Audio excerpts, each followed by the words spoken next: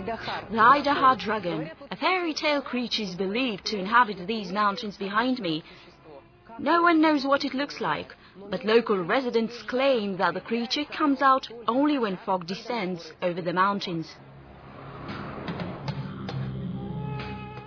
A mystery covered in mist. Half a century ago, in the mountains in close vicinity of Merke village, sheep began to disappear. People also started to notice peculiar traces and hear strange sounds. She-wolf with a bloody mouth on a white column. You're rightfully crowned with glory. I salute you. According to ancient Chinese sources, the history of the Turks began somewhere in East Kazakhstan in the Altai Mountains. The Huns, once a powerful nation under the leadership of Attila, were destroyed by their enemies. Only one boy survived. The invaders chopped off his hands and feet and threw him into the swamp. The boy was rescued by a she-wolf. The boy and the she-wolf got married, and she gave birth to 10 sons. The youngest one was named Ashina. That is when the history of the Eastern Turkic state originated. The state was headed by the Hagans of the Ashina tribe.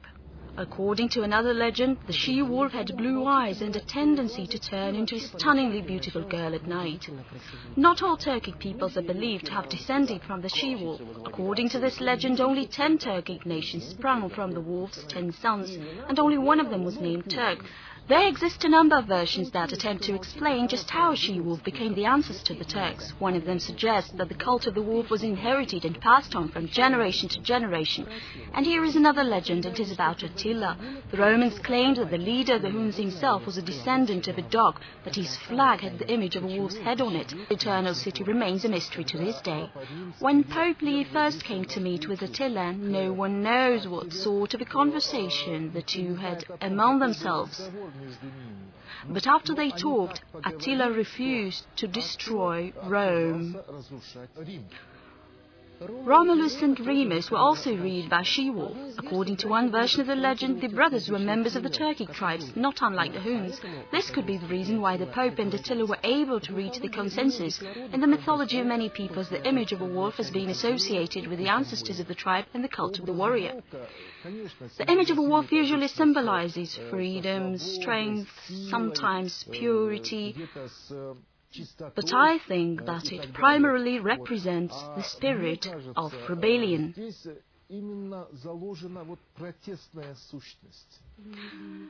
The main totem of the Turks is the blue wolf, Kogburi, the son of the sky, the embodiment of strength and self-possession. In search of prey, it is capable of running more than 80 kilometers in one night. Brave and invincible, this animal retains its individuality even when it is part of the pack. Wolves are also family-oriented and monogamous creatures.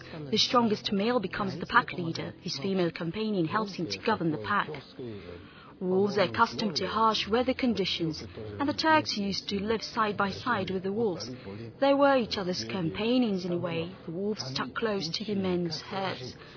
They taught each other about life and survival. Wolves are capable of defending their territory, and the Turks had many enemies. There's a strict hierarchy in every wolf pack. Pack members do not fight with each other. They work as a team and display complete obedience to their leader. And since Turks are a huge conglomeration of peoples, the vertical of power lies at the basis of successful government. It is precisely through the manifold that true unity can be achieved. Through the feeling that we are all united, but at the same time we express ourselves in different ways. Other nations often see the wolf as a symbol of cruelty and perfidy. However, there are some exceptions. For example, Russian folktale Ivan Tsarevich and the Grey Wolf, where the latter acts as the prince's friend and advisor. This is interpretation of two cultures, because here the image of the wolf is quite honorable. The animal's positive traits have manifested in its ability to help humans.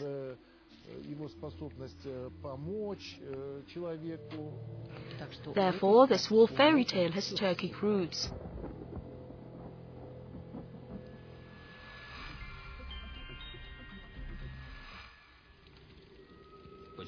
Honor the demons and trust the witches. According to Chinese historians, Turks, being the sons of the she-wolf, possessed supernatural powers. Ostensibly, the legendary founder of the Ashina tribe was the grandson of a shaman. There's a plethora of interpretations of the word Ashina, one of them being a noble wolf. According to this legend, the chiefs of the tribe were werewolves who could transform into wolves whenever the necessity arose, and even the word werewolf, according to some sources, has Turkic roots. The image of the Bori wolf certainly carries an intimidating and threatening undertone. The reason why werewolves are associated with wolves is because werewolves represent the shifting and changeable nature of this world. Warriors with wolf skins on their shoulders and wolf heads on their heraldic flags illuminated by their blazing torches could not escape being associated with certain mystical images. In Chinese sources, Turkic cavalry was referred to as huli, which means wolves. Kill the wolf, such was the motto of Chinese fighters. But it was not easy to kill a Turkic wolf, let alone defeat him in fair combat. The ancients were convinced that the Turks had the power to send storm clouds and other natural adversities to their enemies. One of the Turks, a far distant ancestor, possessed a miraculous, mythical stone. Using this stone, he could manifest bad weather conditions. These people were called Yadachis or Diadachis.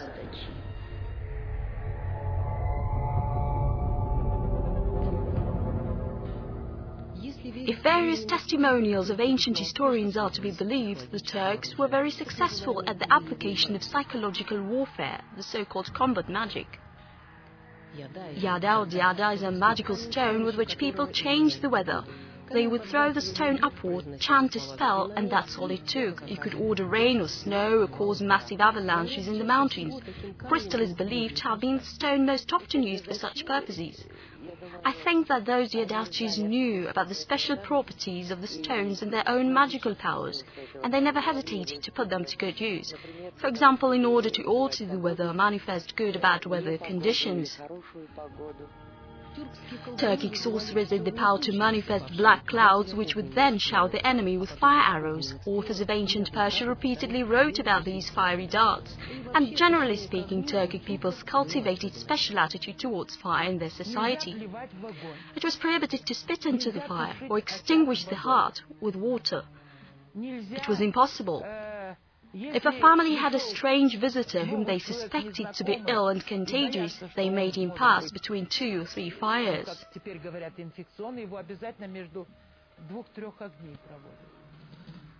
This is a witness account of the arrival of Byzantine ambassador Zemach to the Turkic Khanate in the 6th century AD.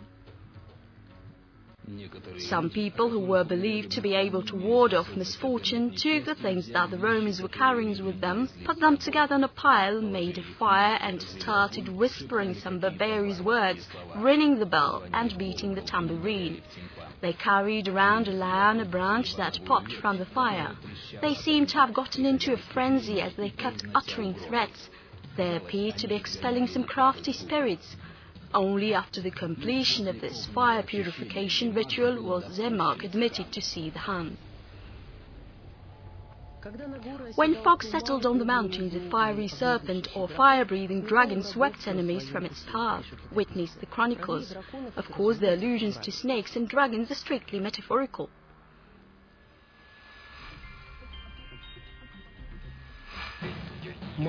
Although on a much smaller case, magic and its followers are still present on the territory of the former Turkic Khanate, Merke village, modern time.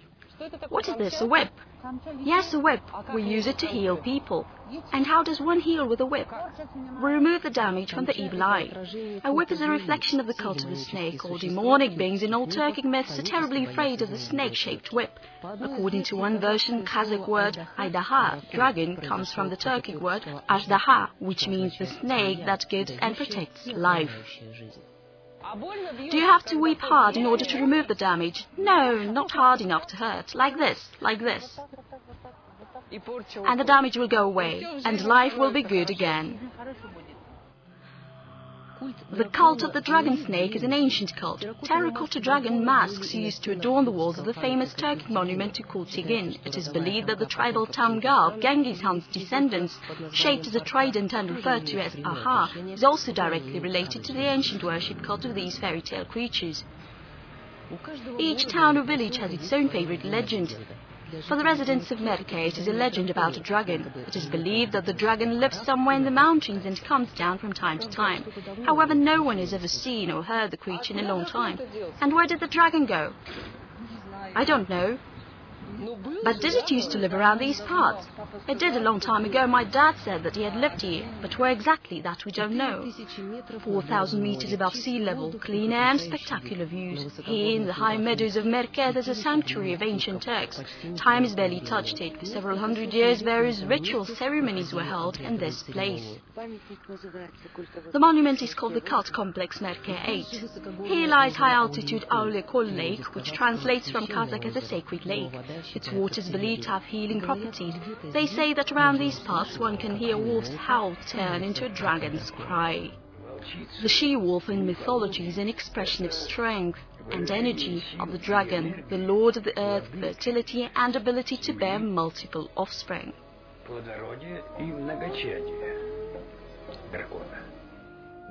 The wolf is a totem that can be transformed. It does not merely imitate like a lizard or a chameleon. It actually turns into a dragon. At the same time, it assumes a new form. It doesn't just alter color. It turns out that, according to legend, the she-wolf that saved the boy from the Huns was not only a wolf, but partly a female dragon. Therefore, the Turks appear to have descended from a mighty, fire-breathing creature. There is no direct reference to the dragon, a mythical creature in ancient Turkic texts.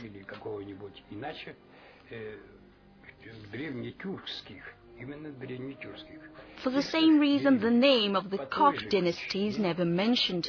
That is, the word was prohibited. In the 1970s, numerous stories about a monster roaming freely in the neighborhood tried the patience of the chairman of Merke District Committee. He finally decided to allocate some money from the local budget that sends an expedition. 3 people set off in search of the dragon, 2 students and Anatoly Pechersky, a local historian who headed the expedition. To be honest, it was a frightening little adventure. Of course, I knew the stories were complete nonsense, but I was extremely curious nonetheless. The members of the expedition stocked up on food, alcohol and camera equipment, just in case. They also took a gun and some nets and ropes. After 2 days' journey, they finally reached the place of the supposed habitat of the dragon, Lake Aulekol. All through the lake, from anticline to anticline to Sarikol, the lake looked like a snake. It was quite thick. In the anticline area, it seemed to have really stretched out, so much so that it looked like a thin neck. And the other anticline looked like a head, a snake's head. It was an honest-to-God snake.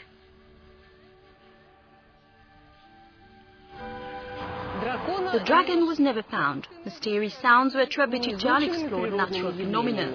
The chairman of the district committee was satisfied with the explanation. However, local residents were not. Rams continued to disappear, mysterious footprints continued to appear, but no more money was allocated from the county budget for another expedition. Strange cries in the mountains still frighten lonely travelers, and so the Idaha dragon continues to wander around the sacred land. Let him wander, the elders say. It is the spirit of our ancestors. As long as the dragon lives, the land of the ancient Turks will remain under heavy guard.